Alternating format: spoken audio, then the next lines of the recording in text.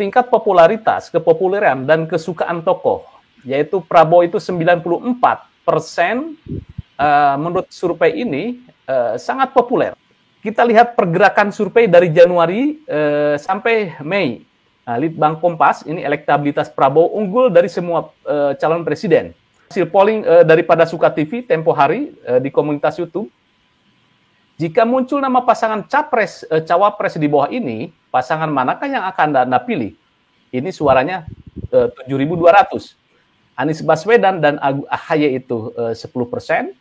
Prabowo Subianto Muhaimin Iskandar 67%. Ganjar Pranowo Mahfud MD 24%. Ya, soal Prabowo ini memang sudah kita baca seperti itu. Dan terus tancap gas masuk di kantong-kantong Nahdien.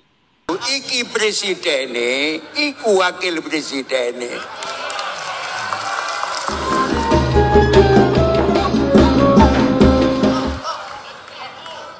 Kok mubeng pidato, iki presidene, iku wakil presidene.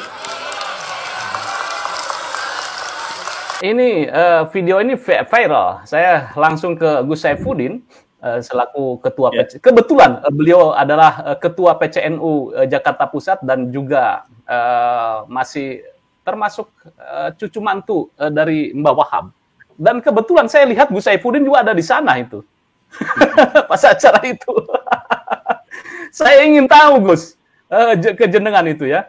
Apakah keluarga besar Mbak Wahab sebagai pendiri NU memang benar pilihannya itu sudah ke Prabowo atau terpencar kemana-mana, ke Ganjar dan lain sebagainya? Silakan Gus. Baik, terima kasih Pak Yusuf atas diundangnya dalam podcast atau diskusi malam ini. Tentu malam itu saya menjadi saksi dalam peristiwa Istighosah nasional yang diselenggarakan oleh keluarga besar Tambah Beras, yaitu keluarga besar Mbak Wahab, yang dihadiri oleh Pak Prabowo selaku Menhan. Dan memang orang sudah menyaksikan acara tersebut, dan acara itu memang luar biasa, dihadiri banyak tokoh-tokoh ulama-ulama, bahkan dilakukan secara virtual juga, dan jamaah yang hadir juga cukup banyak. Di situ memang kelihatan bahwa para ulama sangat mengapresiasi kehadiran Pak Prabowo, dan penyampaiannya juga sangat diapresiasi oleh para ulama. Mengenai keluarga sendiri, keluarga Tambah Beras tentunya adalah keluarga besar yang kalau bicara Duriyah Mbak Wahab di situ sangat banyak, ribat pondok pesantrennya aja sudah 60 kelompok kalau nggak salah di situ, itu kan berbagai pesantren-pesantren yang tergabung dalam Yayasan Bahrul Ulum. Memang walaupun saya tidak atas nama juru bicara keluarga, tapi saya menyampaikan apa adanya. Nampak dan kelihatan keluarga besar, walaupun tidak semuanya, itu sangat mengapresiasi, sangat mendukung Pak Prabowo. Walaupun ada dari keluarga-keluarga yang lain, ada pilihan-pilihan yang tidak di Prabowo. Karena di Tambah Beras itu sangat demokratis. Mereka itu bisa saja beda pilihan, tapi berbeda pilihan tidak menjadikan mereka itu harus pecah dalam keluarga, tetap silaturahmi, tetap bisa berdiskusi walaupun mereka berbeda, dan pada akhirnya sama-sama menyerahkan pilihan masing-masing kepada yang bersangkutan gitu. Sebelum ke pembicara yang lain, saya akan melihat dari hasil terakhir dari hasil Kompas, survei Kompas. Kita lihat sama-sama. Kita baca hasil Kompas, survei Kompas, elektabilitas dan popularitas. Ini tingkat popularitas, kepopuleran, dan kesukaan tokoh, yaitu Prabowo itu 94%, menurut survei ini sangat populer, yaitu 94 populer itu ya. Kemudian juga sukanya 73%. Kemudian Anies Baswedan, tingkat kepopulerannya adalah 85%. Kemudian kesukaannya ada 58%. Kemudian Ganjar Pranowo kepopulerannya 79%, kemudian kedisukaannya adalah 63%. Dari hasil survei Kompas ini tampaknya Prabowo adalah lebih populer dari kedua tokoh pesaing utamanya, yaitu Anies Baswedan dan Ganjar Pranowo. Walaupun popularitas itu tidak berbanding lurus dengan elektabilitas. Ya. Kemudian kita coba juga lihat dari hasil survei Kompas bulan Mei 2023. Nah, kita berbicara tentang elektabilitas Capres Mei 2023. Nah, ini Prabowo 24,5%, kemudian Ganjar Pranowo 22,8%, kemudian Anies Baswedan 13,6%. Ini hasil survei yang digelar oleh Kompas Mei lalu. Nah, kita lihat pergerakan survei dari Januari sampai Mei. Nah, Litbang Kompas, ini elektabilitas Prabowo unggul dari semua calon presiden. Januari 2023, jika Prabowo berhadapan dengan Anies Baswedan, Prabowo masih unggul 57,3%, Anies Baswedan 42,7%. Kemudian, jika Prabowo berhadapan dengan Ganjar, ini bulan Januari, Prabowo mendapat elektabilitas 43,5%, kemudian Ganjar 56,7%. Di bulan Januari, Ganjar memenangkan pertarungan survei. Nah, kita lihat di bulan Mei. Nah, di bulan Mei 2023, Prabowo 62% jika berhadapan dengan Anies Baswedan. Anies Baswedan mendapatkan 38%. Kemudian jika Prabowo dihadapkan dengan Ganjar Pranowo, Prabowo 51,1%, Ganjar 48,9%. Nah, ini dari hasil survei Litbang Kompas. Nah, kemudian kita coba nih, ini hasil polling daripada Suka TV tempo hari di komunitas YouTube. Jika muncul nama pasangan cawapres di bawah ini, pasangan manakah yang akan Anda pilih? Ini suaranya 7.200. Anies Baswedan dan AHY itu 10%, Prabowo Subianto Muhaimin Iskandar 67%, Ganjar Pranowo Mahfud MD 24%. Walaupun ini adalah polling hanya sekedar ke subscriber pada Suka TV. Oke, saya langsung ke Mas Muhlas Sarkun. Mas Muhlas Sarkun, bagaimana Anda melihat pergerakan para kontestan ini?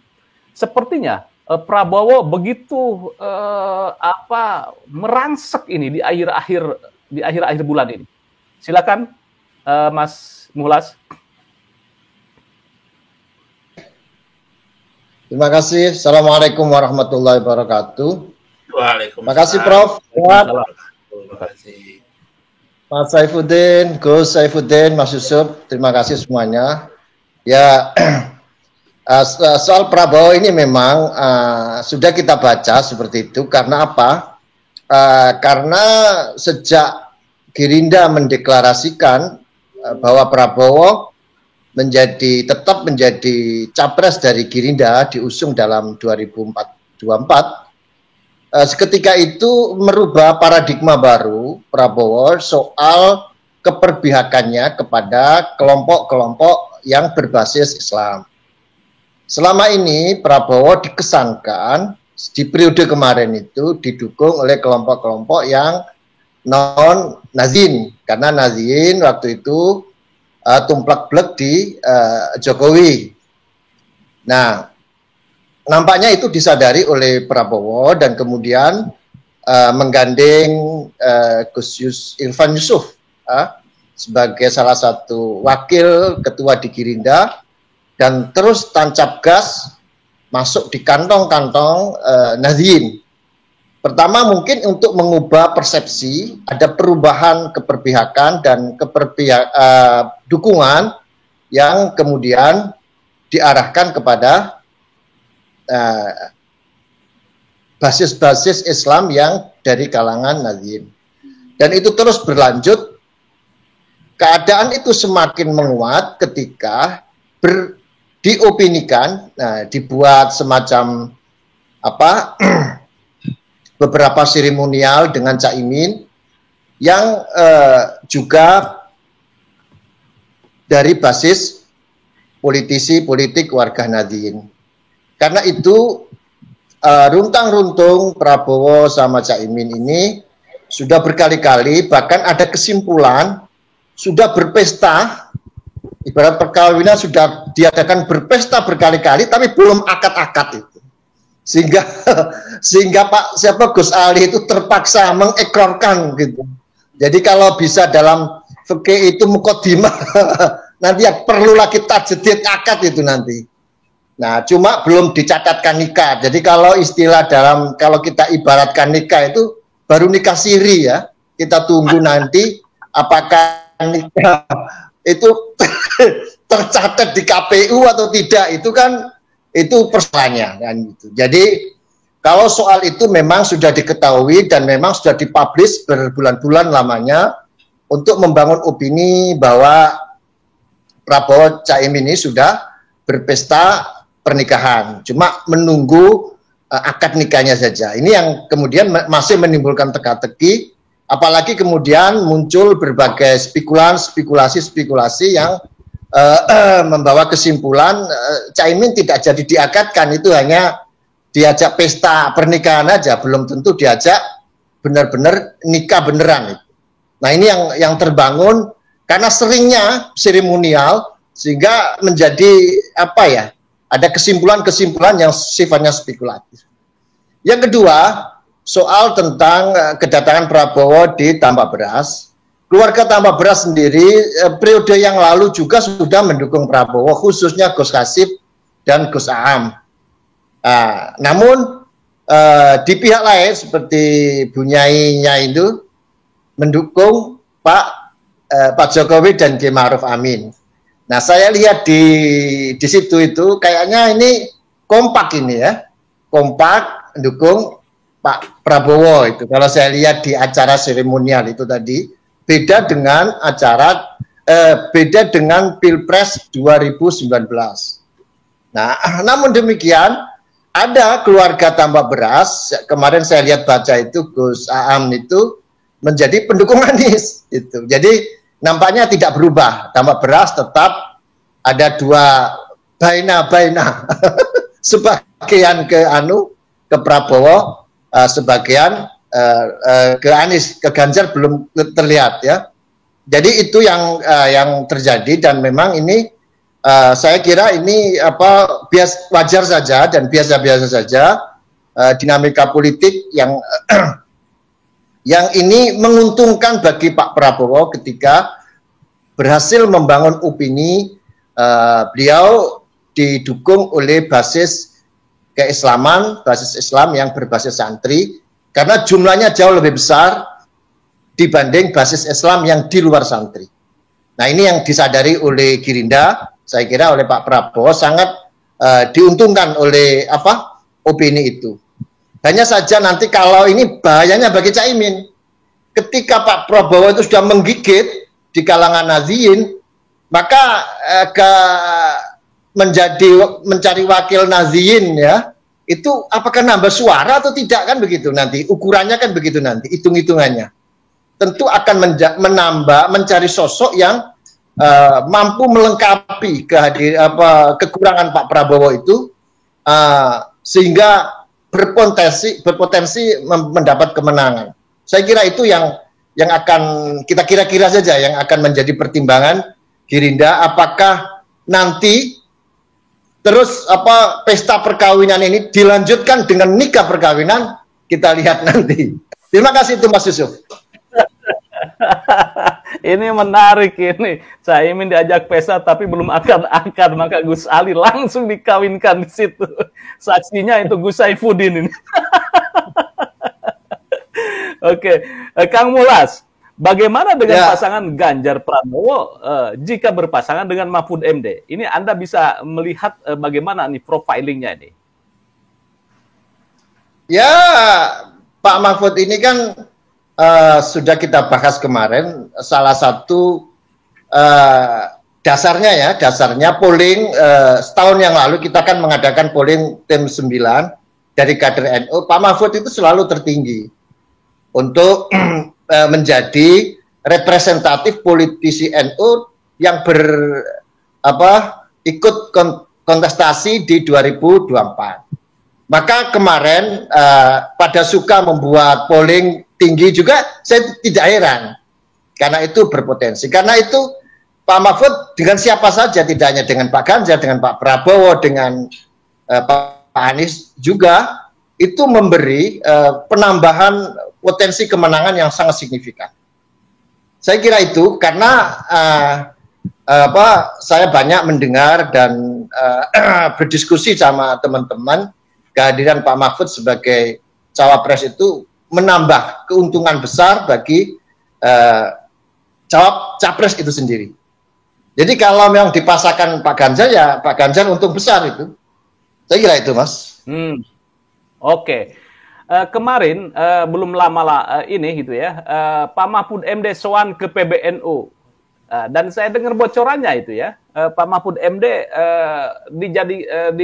statement tegas dari PBNU mengatakan bahwa Mahfud MD adalah kader NU. Nah, ini kan kita merelay ke 2019 ketika mau masuk menjadi cawapres, dikatakan Mahfud MD adalah bukan kader NU dan ini menjadi blunder. Nah, Gus Yahya ini statementnya Mahfud MD adalah kader NU. Nah, kira-kira menurut Anda itu bagaimana ini kode keras Gus Yahya ini?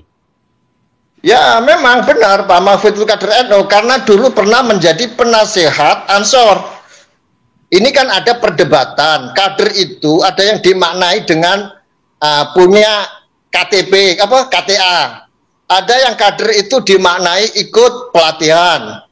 Ada kader yang dimaknai yang ikut berjuang berkhidmat di NU secara berjenjang, mulai dari IPNU, Ansor, dan sebagainya. Ini menjadi perdebatan. Sempat kami berdebat dengan teman-teman di soal pernyataan Gus Yakut ini, disoal dari mana Pak Mahfud belum pernah ikut pengkaderan. Saya jawab, menjadi pengkaderan melalui berkhidmat di NU sejak di IPNU, di Ansor, di posisi apapun, itu menunjukkan kesungguhan lebih tulus dibanding pengkaderan melalui pelatihan-pelatihan selama ini yang lebih banyak dimotivasi untuk mendapat legitimasi. Karena itu asli pengkaderan yang memang orsinil bermuara dari kesadaran sebagai seorang Nahdliyin dan ingin berkiprah mengkontribusikan kepada Nahdliyin. Karena itu saya tidak heran ketika Gus Yahya menegaskan sebagai kader NU itu kan sebagai taukid aja. Karena beliau waktu kalau nggak salah saya waktu itu di Ansor Pusat di Jogja itu Kang Zudi Muhdor. Kang Zudi itu sekarang menjadi ketua PW NU Jogja.